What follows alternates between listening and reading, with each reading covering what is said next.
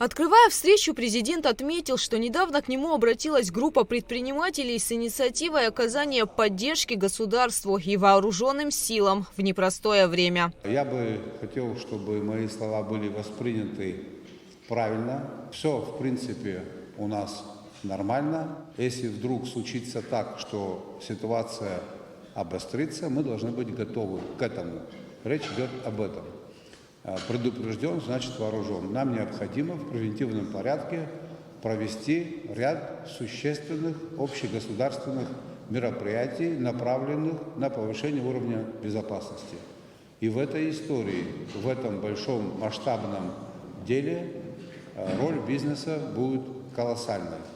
Наверное, вы знаете, за эти 2,5 года, что я работаю в качестве главы государства, видимо, сложилось какое-то впечатление о том, как я отношусь к бизнесу.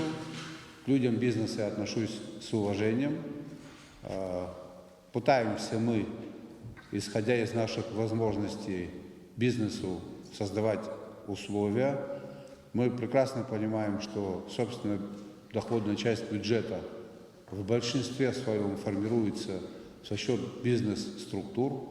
Самые крупные у нас налогоплательщики – это бизнес-структуры, поэтому вы формируете во многом облик нашего современного государства.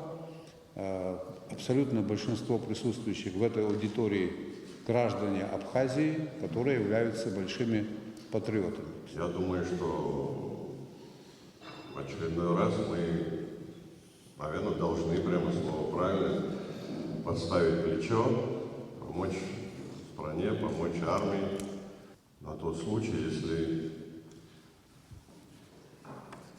все пойдет по плохому пути, да? Потому что обстановка вокруг нас сложная, я не буду никому проводить информацию, все понимают. 25 сентября этого года по поручению президента Аслана Абжани и распоряжением премьера Александра Анкваб была создана рабочая группа для осуществления предварительной оценки и выработки рекомендаций по улучшению мобилизационной подготовки в Абхазии. В нее вошли представители Министерства обороны, различных ведомств и депутаты парламента. В ходе работы группы был выработан ряд рекомендаций. Первое. Пополнение неприкосновенного запаса медикаментов и средств оказания первой медицинской помощи. Обучение парамедиков на курсах тактической медицины. Второе. Восполнение современных мобильных средств связи батальонного ротного взводного звена. Третье. Приобретение необходимого количества беспилотных летательных аппаратов и организация обучения операторов БПЛА в подразделениях Министерства обороны и специальных сил. Доукомплектование воинских частей современными средствами индивидуальной защиты. Бронежилеты, каски, баллистические очки, тактические перчатки и другое. Пятое. Создание дополнительного складирования резерва полевой формы одежды для личного состава вооруженных сил и резерва.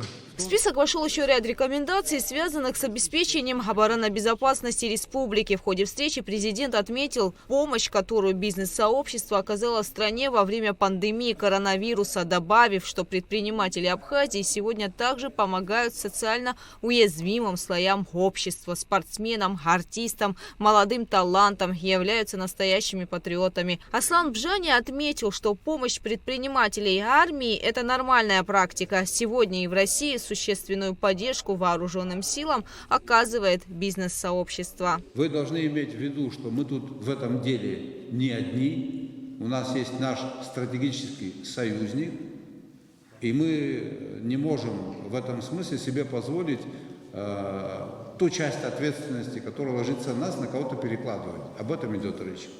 Мы вместе, но мы должны делать свою работу. Если что-то будет происходить, то это коснется каждого из нас. Поэтому, наверное, действительно и цифры должны быть другие, и полнота участия всех должна быть другая. То есть это на самом деле уже мимо этого никто не проскочит.